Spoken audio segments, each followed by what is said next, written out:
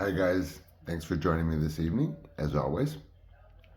As sort of promoted, this show tonight is going to be a bit controversial. So I will try and work through it steadily so we're not here forever. Okay, where do I start with this one? I am not scripted, so this is no attack against 12-step programs. Let me be clear. Whatever is working for you, stick with it. This is not to dissuade anyone, least of all people who are gaining any kind of strength or advantage from any 12-step program. Please continue on. How friggin' ever. Let me tell you what 12-step programs, in particular niche 12-step programs, which evidently are not niche anymore. I don't Google stuff. I sort of, go to sources and read, you know, like the real stuff. But I did Google today. They are still alive and well. They still have horrifying propaganda, which I ran across, I think was in one of my promos. Couldn't friggin' believe it. I mean, that one in particular I'd never heard of, and it's worse than I ever thought. So, I am talking about, and I'm going to have to use it. Oh my God, I don't know about community standards and stuff. Exual, Exual, okay? That should pass muster. We all know Sexual will be used and Sex will be used. We'll use X or Exual. This was between 1990 and 1992. Yes, a remarkable time. I had just had two lovers pass away tragically after a few years. But then again, who didn't in 90, 92, 89? We lost two generations of folks. So yeah, the decimation was real, as was the struggle.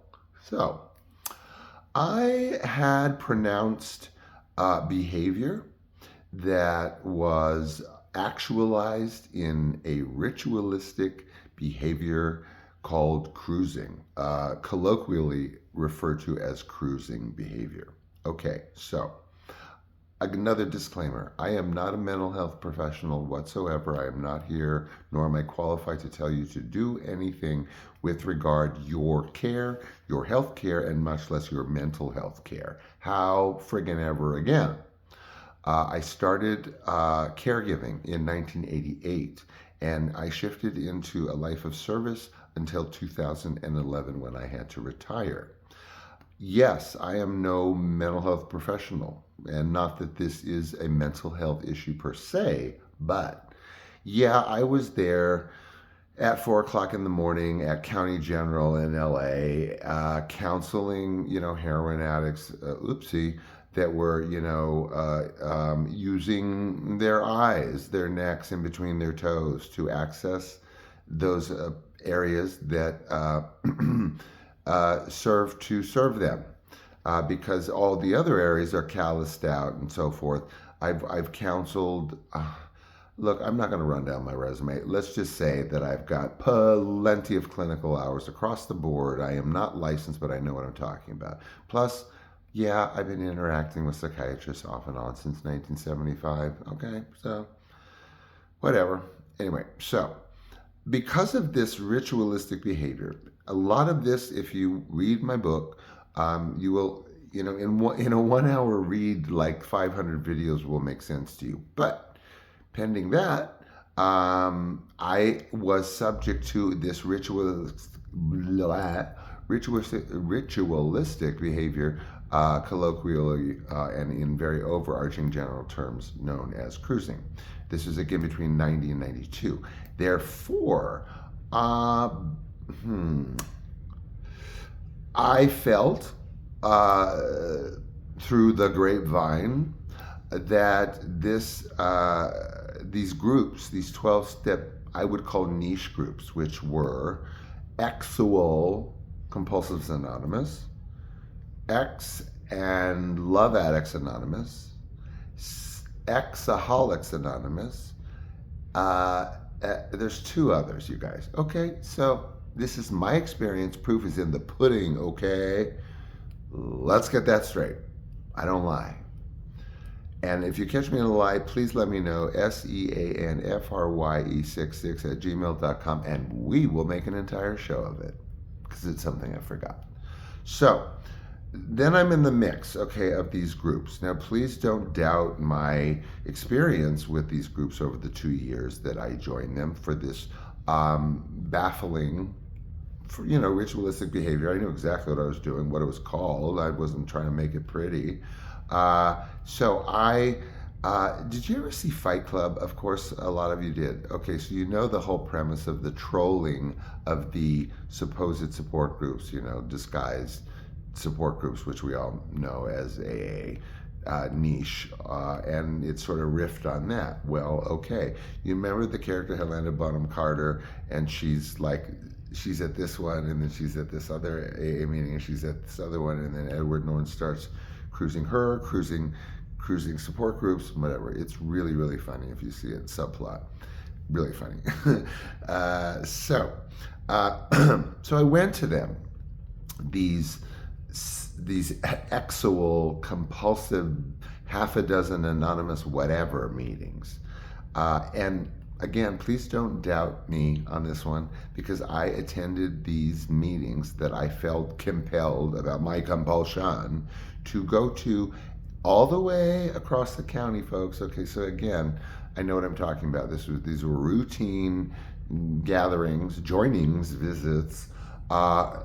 And again, I went from east of Los Feliz all the way to Santa Monica, if you know LA. So that's a lot of territory. I'm not just like sampling a West Hollywood office location.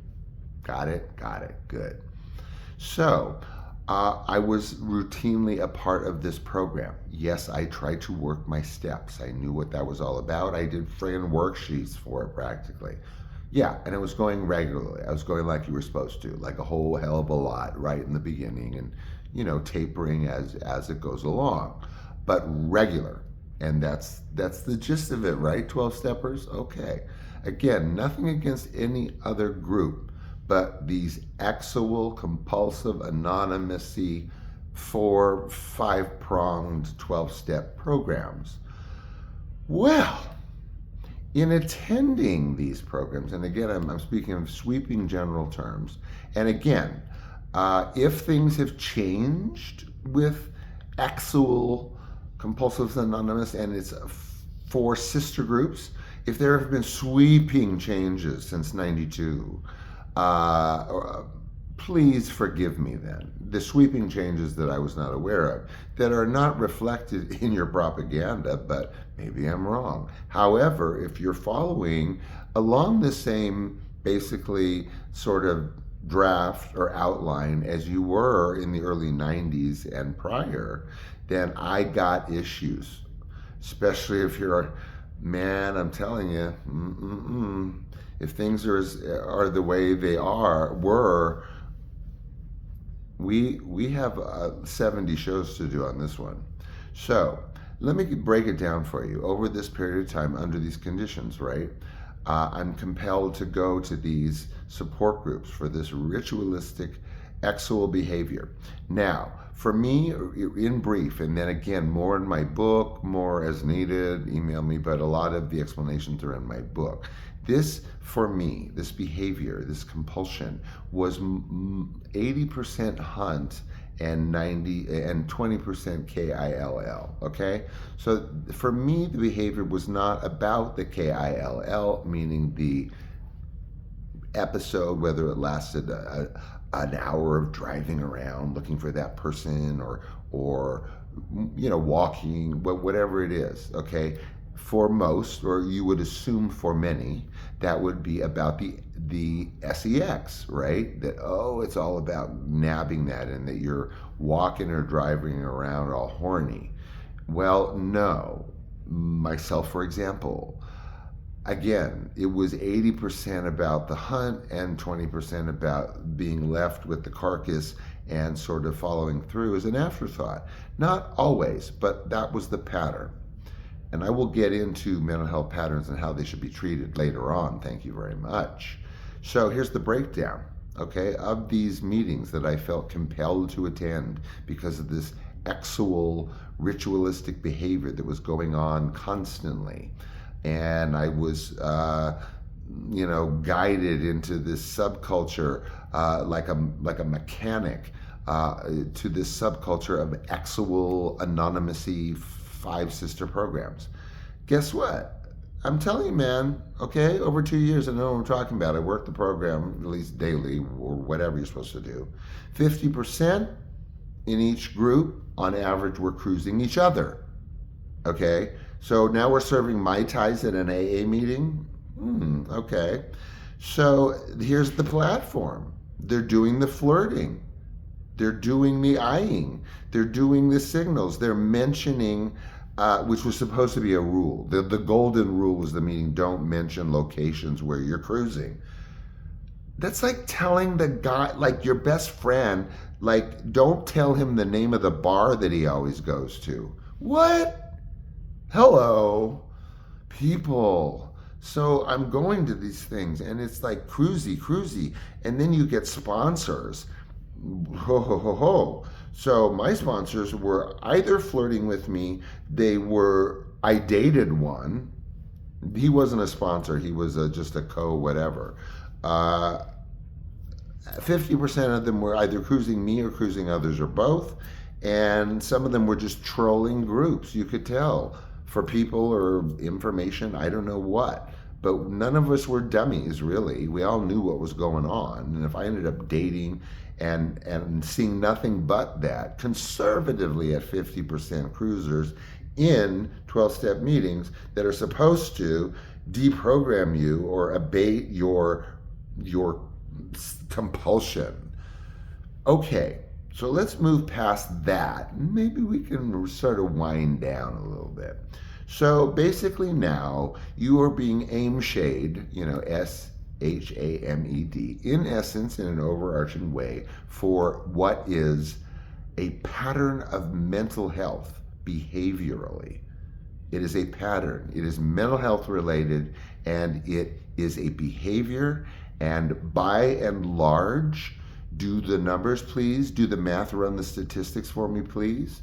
This is to be treated as such, not by some willy-nilly support group, Christian-based, all due respect, 100 years ago. We will do another show on that, telling you that this needs to be controlled because you have, per the Serenity Prayer, you're offering it up because you have no control over it, and then somehow, no offense, it's supposed to magically be abated, like alcohol, like cigarettes, like overeating. And all of those are solid reasons to go to 12-step programs. Overeaters, gamblers, these are not mental health conditions or disorders or whatever you want to call them. And they have no place sitting in a room completely unsupervised by anyone that knows what they're doing except rotating the meeting leader, whatever you call them. Does this make any sense to you? Like, where is friggin' Waldo in this picture, man? It's the blind leading the blind. I'm seeing 50% cruising going on in these 12-step meetings that are, intended to, what is the one I put up? Oh, this was a good one. The spirituality of compulsive whatever, from shame to grace. That's what y'all are still putting out? From shame to grace? Okay, let me wrap this up for you. This requires CBT, okay? In my humblest of clinical opinions, with plenty of hours under my belt, just shy of being licensed, this, at the very least, needs to be treated with, at the very least, cognitive behavioral therapy. It could go well beyond that. I'm not saying, but it could very well go into the arena of requiring medication. What if it is some sort of obsessive compulsive disorder? I hope that passes muster. Or any one of a variety of that arena elements there. Not some, smoker's thing. Okay, it's not, man, talk about apples and oranges, right? So this, Google cognitive behavioral therapy, Google, ritualistic behavior, compulsions, mental health related, put in all kinds of keywords around what you think a Xul Compulsives Anonymous, an X and Love Addicts Anonymous. I hope the addicts part passes muster too. I know you're not supposed to say these things, I think. Exaholics Anonymous. Okay, so that's what was going down. People were getting tail, man. I hate to tell you, at these meetings that are telling you, you have no control. Let's wrap, but don't tell anybody where you're getting off, because then they're going to run there. Like everyone in the damn room just came from there. The day-to-day sobriety on that compulsion is quite tenuous. Trust me. Okay, so none of it worked. Here's the clincher. Here is the clincher, and I'm going to leave you with this because it shocked the shit out of me. Towards the end of this, where I started to really realize it's something I needed to work through with my psychologist. I was timid in that area. I didn't really want to tackle it, much less address it more than vaguely. I reach out beyond the 12 steps to these, again, places that you're kind of led to, like a mechanic taking you to a transmission shop, and they were recovery centers or counseling centers. Forgive me, whatever you all were calling yourself.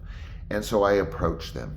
2 different of them, these sister adjunct sort of counseling centers of sorts, where you go with counselors. I'm not even going to say therapists. One may have had a PsyD, not that there's anything wrong with that, but I really doubt it. I don't even think that any of them were LCSWs or anything. 2 of them, and I approached them very pedestrian-like, nothing, just, and guess what? Long story short, and I'm back and forth, right? Corresponding, talking over the phone with 2 of them. Guess the F what? Neither center would treat me unless I explicitly agreed to attend 12-step programs. So it became an impossible scenario, right? 12 steps not working for you. God forbid you think it's beyond the 12 steps. So they lead you like somebody who with a broken transmission to these counseling centers at the time, whatever, 90 to 92 folks. I don't see sweeping changes.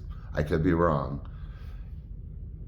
And both of these places all the way to the top, because I'm that type, especially, in my fledgling days. Yeah, get the word from the woman in the know who runs the place, or, don't, whatever. Like, it doesn't stop at the administrative assistant.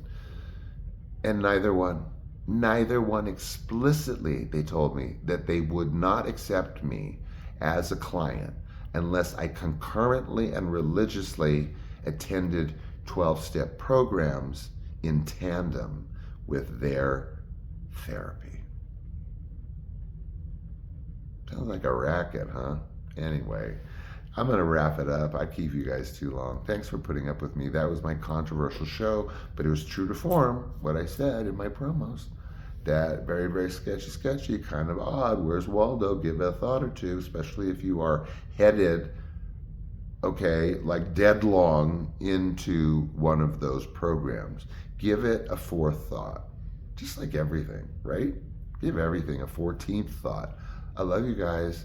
I know. Sounds weird. And I'll see you tomorrow.